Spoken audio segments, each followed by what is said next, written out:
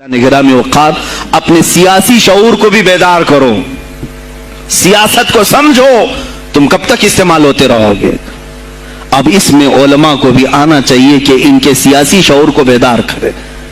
तुम्हारे साथ आज जो खेल खेला जा रहा है, तुम हर एक की जय विजय करते हुए हर पार्टी के पीछे जाते हो। तुमने आज तक अपना कायद नहीं ढूंढा, अपना कायद नहीं ढूंढा।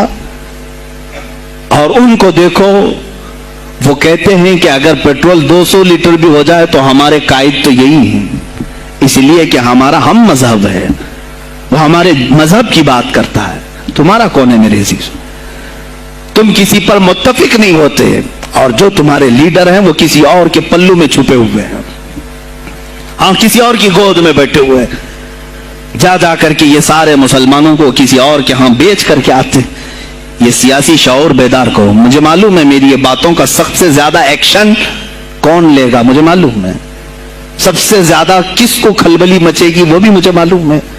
इसलिए कि मैं उन सेकुलर पार्टियों के बारे में बोल रहा हूं जो चेहरा सेकुलर बता करके हम आप सबके वोट लेकर के चले जाते हैं, और फिर मुझे बताओ जिनको तुम अपना मसीहा समझ करके उनके पीछे जय जय करते घूमते रहते हो, तुम्हारे मजहब पर आज क्या हमले नहीं हुए हैं, क्या नहीं हुए?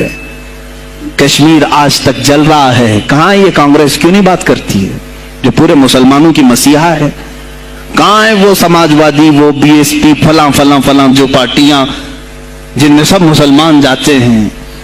क्या इनको इतना भी शऊर नहीं कि वो पार्लियामेंट में इसके खिलाफ बात करें, कहें कि ये मुसलमानों के साथ जुल्म हो रहा है, हम इनके वोट लेते हैं?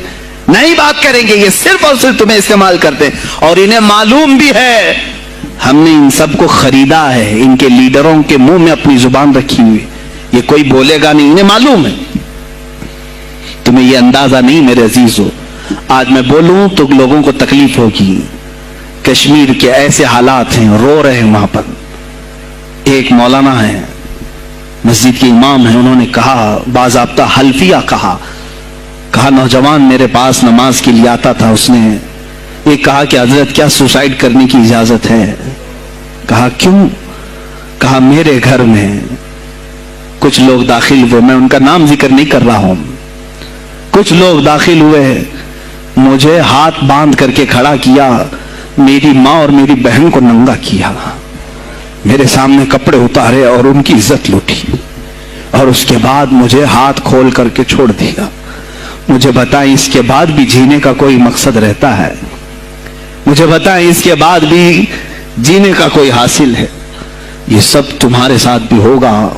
जहां मेजॉरिटी उनकी मुसलमानों की थी, वहां ये नंगा नाच करके दिखाया है, तो यहां तो तुम बहुत किल्लत में।